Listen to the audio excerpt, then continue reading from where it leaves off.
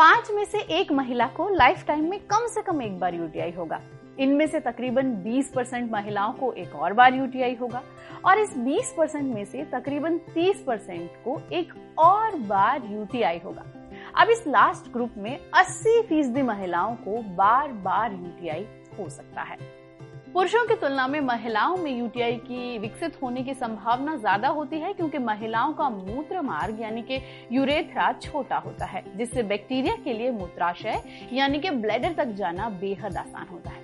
नमस्कार, मैं हूं अनीता शर्मा और सेहत की पाठशाला में आपका स्वागत है। आज का पाठ यूटीआई पर।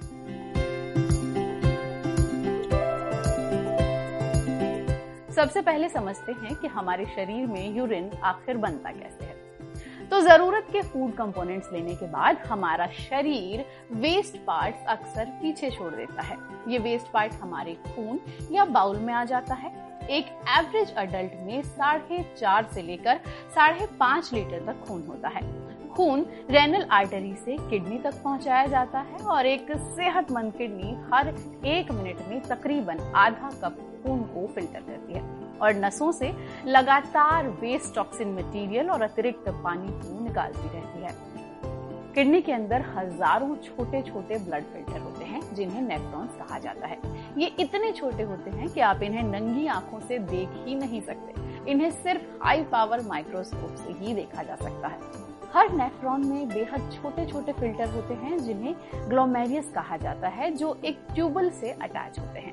जब खून इन नेफ्रॉन्स में से पास होता है तो खून से वेस्ट प्रोडक्ट अलग निकलकर यूरेट्रस में चले जाते हैं। यूरेटर वो पतली ट्यूब्स हैं जो किडनी से वेस्ट को ब्लैडर तक पहुंचाती हैं और शरीर इसे यूरेथ्रा यानी मूत्र मार्ग या पेशाब की नली के जरिए बाहर निकाल देता है। अब ये तो बात हुई कि आपके शरीर में यूरिन बनता कैसे है।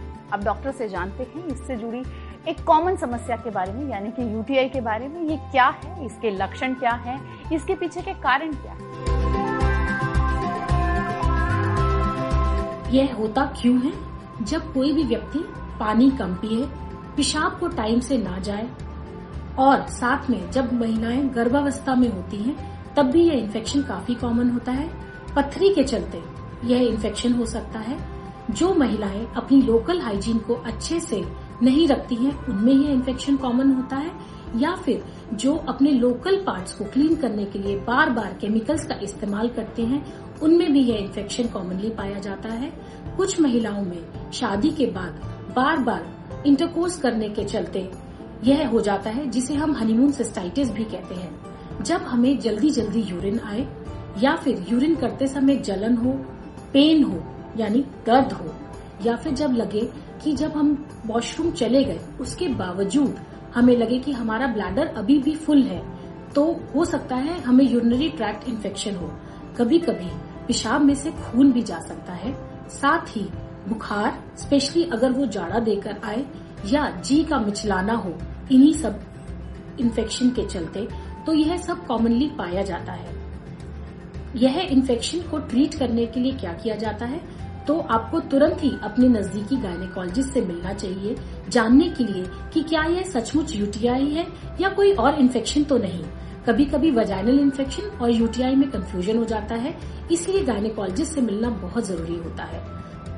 हमें पानी खूब सारा पीना चाहिए, रेगुलरली यूरिन पास करना चाहिए, यूरिन को बहुत लंबे समय तक रोकना नहीं चाहिए, अपने लोकल हाइजीन को अच्छे से मेंटेन करना चाहिए और साथ ही केमिकल्स वगैरह का इस्तेमाल बहुत ज्यादा नहीं करना चाहिए।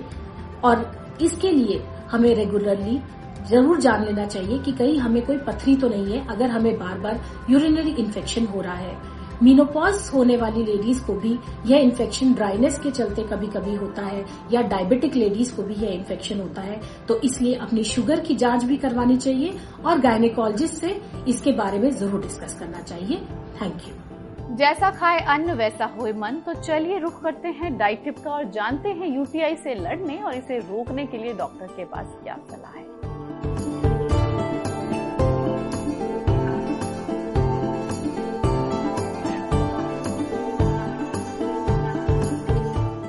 डाइट यूटीआई को प्रिवेंट कर सकती है या नहीं कर सकती, बहुत ज्यादा कॉन्क्लूसिव स्टडीज नहीं है।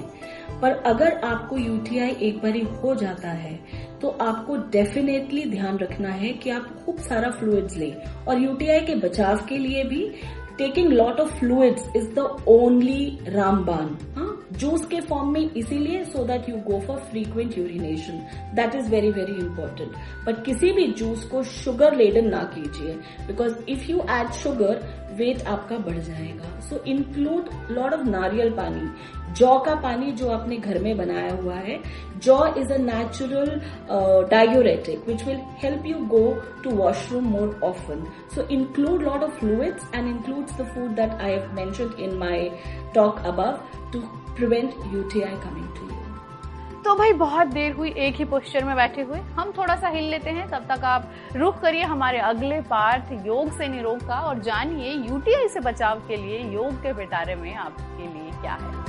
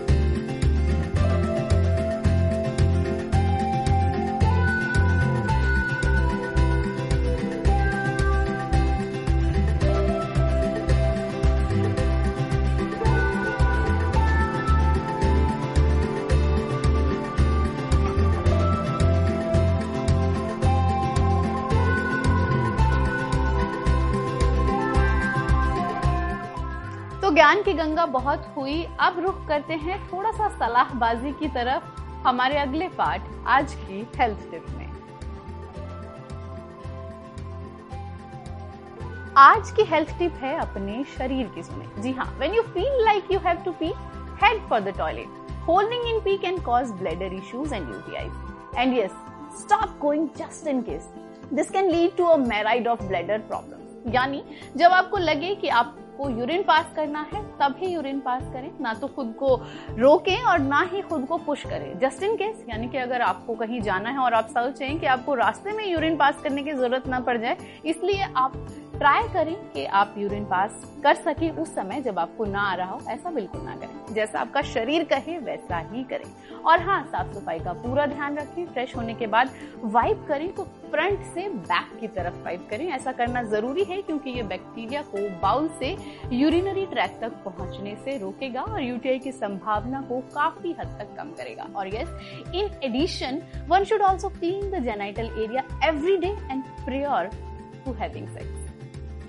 तो ये थी सेहत की आज की पाठशाला। आज हमने जाना यूटीआई के बारे में।